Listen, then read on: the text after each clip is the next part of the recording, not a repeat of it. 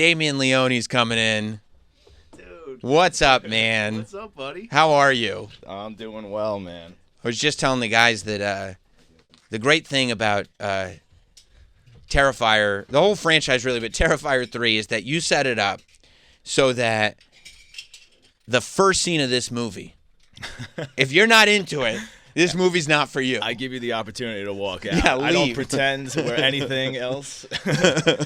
I really wanted to push the envelope. Of course, that's what we're expected to do at this point. It's become a staple of the franchise. Is it now at the point where there's like real pressure, not only in the sense that like, okay, like the second movie, gore on a different level, right? But also storytelling and also made a lot of money.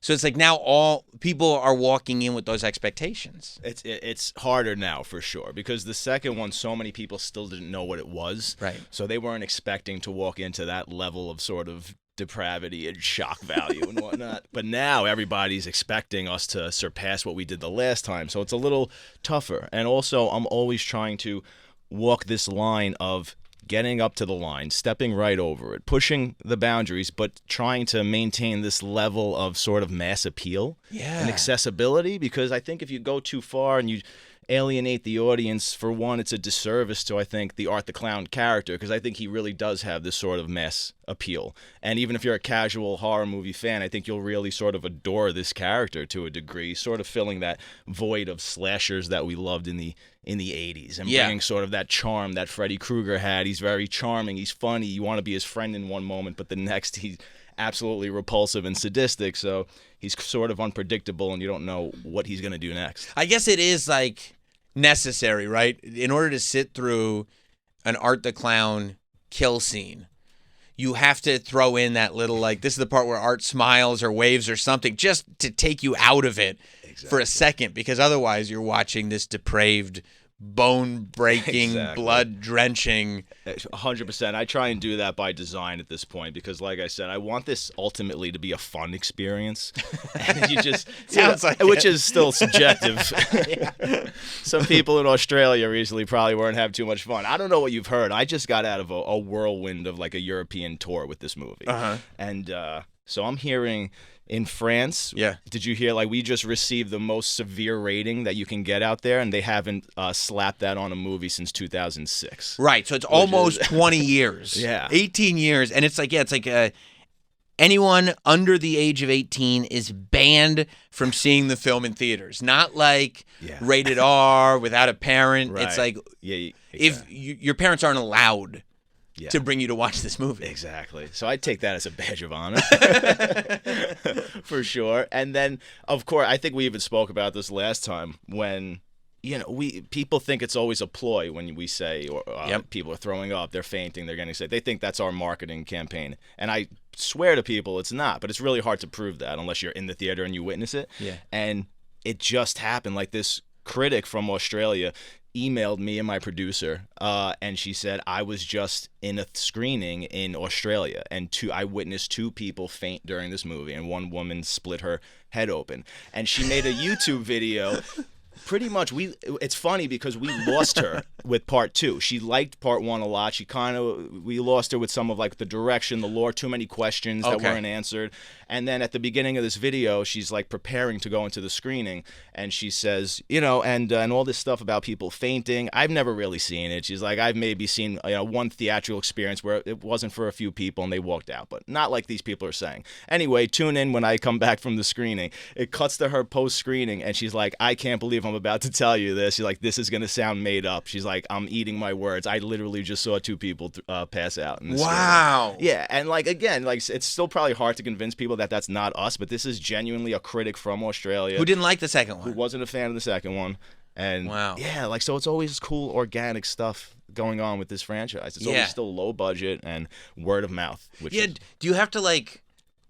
It's a very strange predicament you're in because you have to cross the line to satiate the audience. Yeah. but also you always got to figure out, like, what is that second line that you absolutely can't cross that's going to get you banned to the point you can't make money. Correct. Right? Yeah, and it's a risk because you really don't know. So I have to go with my gut instinct, and I've been saying it's kind of like I have to be genuine to the Art the Clown character. I almost feel like he's looking over my shoulder while I write it, and he'll be like, I would do that, right? And if you don't, you're like a pussy. Like you got to do it. So like I do it. But there's a lot of taboo. Subject matter, especially with this one, because it's Christmas and children and people have all this apprehension of how far are we going to go, what are we going to do. So I would say there's no topic that's too taboo for Terrifier, but if I decide to go there, it's my responsibility to do it in a way that's sort of tolerable for a mass audience. Yeah. Or, where you don't go over that line way too far. Because I do that. I'll create something or write something where I know I've gone too far, like maybe on paper, and I'm like, that's not going to work. We gotta come back 3 steps or something like that. Yeah. And I know in that first scene, that first sequence, before like there is a choice exactly made that I think I know exactly the choice. Like there's a line in the sand. Right. And we'll still go a little further than you thought. You went further than I thought you were going to go. Oh, did I see? Yeah. But I did recognize that. I go, okay. Yeah. Now I know where Damien's line is. That's the line. Well, also with that, because the opening is sort of a cold open. Right. And one of the choices I made was I wanted to be as if the audience never experienced this character before, because by the time you get to a part 3. And especially me as a fan of the franchises and as a kid watching these, you're rooting for the villain. Freddy's your hero. Jason's your hero. You're going there to see them kill as many people as possible. Right. So I didn't want the audience to be too comfortable with this character. I wanted to make it as if they never met him before and see how creepy I can make him again and how disturbing and how unpredictable, and really just set a new sort of standard to keep the audience on their toes if possible. It is the type of movie that I was watching over the weekend, and I luckily watched it by myself.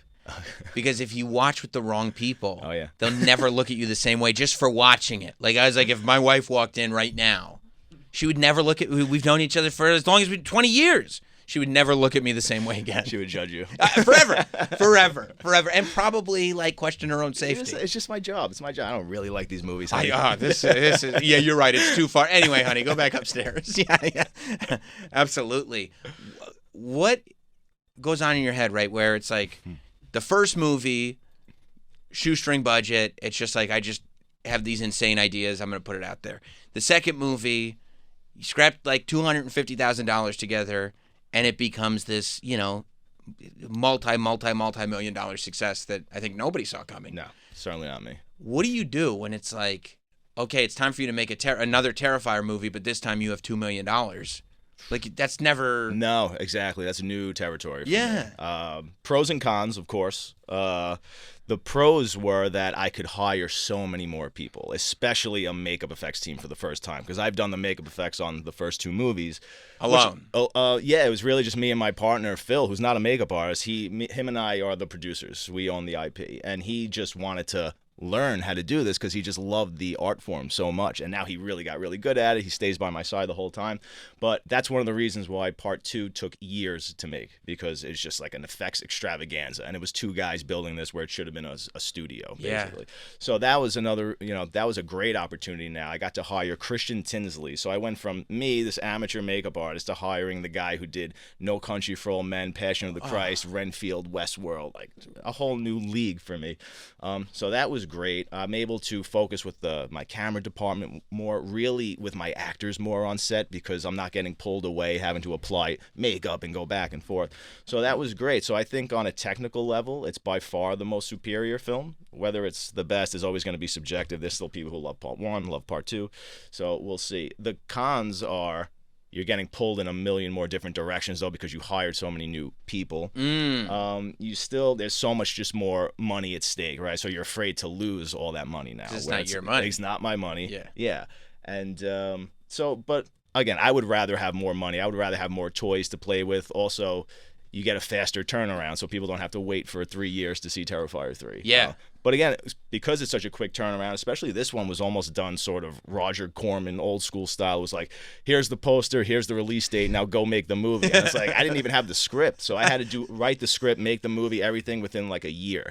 So that was scary. It's like once the train left the station, we couldn't stop. I think I remember hitting you up when the first like teaser trailer was released, like just letting everybody know it was a Christmas movie. Yeah. And I was like, oh man, this looks so good. And you're like, yeah, we got to go make it. Gotta go make it. Doesn't exist. How did you decide to make it a Christmas movie? Because I love Christmas horror movies, but there are very few. Same. You know? I love that subgenre. Love Black Christmas. My favorite is Tales from the Crypt. I don't know if you've ever seen the episode and All Through the House. Mm-hmm. So it's just, to me, it's the perfect iteration of the Maniac Santa Claus, which is the best. But it's one of those cliche tropes where I never thought I'd really get the opportunity to do a Maniac Santa Claus, or what would I do really so differently with a Maniac Santa Claus. But now that I could put Art the Clown in the Santa Claus costume, it kind of puts a fresh spin on both, Art the Clown and the Maniac Santa Claus. But it was really while filming Terrifier 3, driving to set one day with Phil, my producer. And again, years, so seasons are flying by, holidays while we're making that movie, and we just happen to be filming during Christmas, decorations everywhere. And he says, oh, wouldn't it be cool if Art the Clown was killing people during Christmas? Like something that simple. And it just immediately clicked. And I'm like, he would be perfect in that setting. Yeah. Because there's so many, first of all, funny situations you can draw from that. Like putting him in all those classic Christmas movie situations. Like what would it be like for Art the Clown to be a mall Santa? Like what would it be if he actually met Santa Claus? Like what would that interaction be like? Sure. So on one level, it's very fun because it's important to draw the levity from these movies. And on the other, it's this really joyous, holy holiday, family loving, everything that he's not. So I figured if you throw him into that mix, you can get some serious, depravity out of that and sadism. And you do a good job of getting it out. I also, at one point I think you said that there was definitely a trilogy in Terrifier, but now it seems like there's more. Maybe a quadrilogy. A quadrilogy, and then I'm assuming a quintilogy. Like, are you just kind of leaving it open to see how far this thing can go? It's not so much that I'm leaving it open because I think I could only go so far. When I wrote part 2, I knew where I was going to end the story between Art and Sienna. So it's just a matter of how many movies is it going to take before I reach that climax. Gotcha. So you write like part 3 and realize like, oh, we're not quite there yet. Not quite there yet. Understood. And also I just have lists of kill scenes that I want to explore, situations I want to put Art the Clown in. So I have those, and then I also have the actual story that I'm trying to tell. So it's just how much can I pack into that before it's over. I was going to ask you about that because like when you watch this one and Terrifier 2, like there's a pretty complex narrative going on, but at the same time, the kill scenes are almost like a break from the narrative because they're long, they're detailed, they're specific. Like, do you have ideas for kill scenes that you want to do and then plug them into different places, or does this all come out? Oh, absolutely. Yeah. They're just on standby. I'm like, I got to figure out how to weave them in. But that's, it's we get criticized a lot for the length of these movies, and I try and explain to people, it's not filler. Filler is when you have an 80-minute movie and you just don't have enough to make an 80-minute movie, basically. You're trying to pad the runtime so you have characters just walking around aimlessly for like 5 minutes or smoking a cigarette. Like this, there's like so much story, and what really adds to the length of these movies is it's unorthodox in terms of how Art the Clown operates, because his kill scene will be 4 minutes long, and his foreplay with the character before he even gets to the kill scene will be 3 minutes long. And you don't want just one of those scenes. You want as many as we can pack into this movie. So traditionally, your slashers pretty much only have, 10 minutes of screen time, maybe less, and the kill scenes are over instantly. You just see the knife come up, it goes down, and they're gone. Like, these are big set pieces. So body in a sleeping bag, thumped against a tree. That's it, done. You're in. Great kill, by the way. Great. It's one of my favorites. But it is also, your character Art the Clown doesn't talk. Yeah. So it's like, where do we learn about his personality? You kind of start to get the either appreciation and or disdain. Yeah, exactly. Based on how brutal these kill scenes are. Yeah. Have you had people does it ever bother you? Because I'm sure it's happened when people think that you're like a psychotic human being for even having these thoughts, for creating these things, and then deciding like, okay, I have this thing in my head. I've definitely got to make this a reality and share it with people. Yeah, I don't have a choice as an artist. I have to do it. Right. But it doesn't bother me because I just laugh it off. I have to, because it couldn't be the furthest thing from the truth. Mm-hmm. I get labeled a misogynist, this, that, and it's like my favorite person to me is my mother and my sisters. Like, I was raised by all women, so it's just one of those things that, not that I take being called a misogynist a badge of honor, but it's like my heroes, John Carpenter, all those guys, even today, Tarantino, they all still have to defend the violence in their movies, and so I mean, I didn't invent this, so I'm honored to have to defend it. I feel like, hey, maybe I'm on the right track. Yeah, here, yeah, and you kind of get excited when you hear people are vomiting and passing out. I do. I don't want. Honestly, I don't like hearing that people are getting hurt. Like that woman split her head open. But yeah, I mean, it's a testament to how effective the makeup effects are. Yeah. The sound design. I mean, there's so much artistry that goes into creating that scene. That's one of the things is people just sort of, put a blanket, grotesque or sickening, or that's all they take away from that. Meanwhile, there's so much artistry, and the amount of people it takes to bring these to life and be effective gets so overlooked. Yeah. It shouldn't. Yeah, no, absolutely. How involved was the studio in terms of like, now you've got this budget that they're supplying? Do you have to run ideas by them? Do you have to show them what you're working on? Or is the deal like, hey, this is my baby, the reason it works is because of me? And no, that's one of them. We went with Cineverse, who was the distributor of the second movie. Mm-hmm. And no, they were amazing and super hands-off. Only in good faith and I have no problem. I want to share with them what they're, But they're basically like, whatever you did for part 2, just sort of do that again. But they really wanted me to keep it shorter. They wanted me to keep it under 2 hours if I possibly could, because that was a big criticism. So that was one of the things. And also they were just breathing down my neck the entire time because we had a release date. So that was so scary. That's tough. Yeah. That's tough. I told them, all right, the script will be ready in 2 months, and then it's 3 months, and I'm like, I'm almost there. And then everything took a little bit longer because you can't just rush the movie, especially this is a part 3. The last thing you want to do is just destroy everything we've just built. So, and that's happened many times. Yeah. So part 3 is usually the point in franchises where it's like, okay, make or break. Yeah, and now it's time to get silly, and nobody even cares. For sure. But it's very rare that you get a Dream Warriors where it's like one of the masterpieces of the franchise, and actually recovers from the second one. Mm-hmm. I actually like the second one. I do too, but it's just such a departure. It is a departure. They didn't quite capture their footing yet with that character or where to go, but part 3 just solidified it. So is the idea, since this is a Christmas-themed horror movie, are we going to go Nightmare Before Christmas on this? Are we thinking like, okay, we'll get a Halloween run in the theaters and then maybe pop back in for Christmas? I think it would be silly not to. I think it's a no-brainer. It's exciting because they still don't quite know what this is or how big the franchise, the fan base is. So I think it's going to be very surprising and very telling. Typically, we underestimate it. Like I did that with part 2 when we tried to raise the money for the Indiegogo campaign. I think everybody underestimated. I tried to raise $50,000. I didn't even think we were going to do that, and within a day we raised like $250,000. Within a day, you got it. Within a day, maybe 2. Yeah, I think it was a day. Yeah, I really do. And it's amazing because there's really no way to gauge. But David Howard Thorne, who plays Art the Clown, we go to conventions almost nonstop, and we're constantly interacting with the fans, and we hear all these wonderful things by, at this point, thousands of people, like countless tattoos, people cosplaying, and just saying, oh, this is the slasher we've been missing since basically Ghostface, they say. I mean, of course, they love Jigsaw. But he's not quite. He's a little bit of a departure from your typical slasher who's walking around with a knife, right? It's really, and he's very human. Yeah, exactly. Yeah. So Ghostface, pretty much to them, is the last new slasher, and which is interesting. The first Scream came out how many years ago now? 96, right? Yeah, something like that. Terrible at math, but that's like around 30. That's like around 30 years or something, right? So that's a long time. So there's a void missing, and a lot of them feel like we're tapping into that, which is beautiful. Especially me, just being such a huge fan of this genre since I'm 3 years old. If I could do anything and just give back some of that joy that I was getting as a kid, and I see kids all the time come up to me and they just love it. Kids. There was a little, there was, going back to the misogyny thing, right? Sure. Let's right? revisit. Maybe it does piss me off. You know what? Just at this screening in Sitges, there was a little girl who, I wouldn't recommend that children go see the movie, of course, but they're going to. I'm going to tell you what. Yeah. I'm the biggest fan of this franchise. There's not a million years that I would show this to my children. No, I completely agree. Even though I was watching them, my mother let me watch them. It's probably why I am a filmmaker now, but I would never recommend that.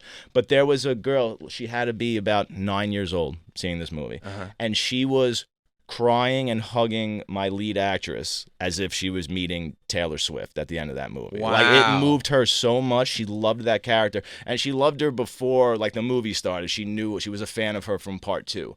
And just like seeing that, like I literally have chills right now, is like the coolest thing, the most rewarding, gratifying thing ever, because again, it'll get labeled this ugly movie that despises women. Meanwhile, we have one of the most empowering final girls like in the last 20 years. Yeah, because she's Who not I just... love more than Art the Clown, honestly. Right, really? Yeah. As a character, you I mean? do. Yeah. Big time. Yeah. Well, because she's not just this damsel in distress. Oh, furthest thing from She's it. a fighter. Super. And she's actually like the Superman to Art the Clown's Exactly. Lex Luthor. She's the benevolent counterpart to Art the Clown. Right.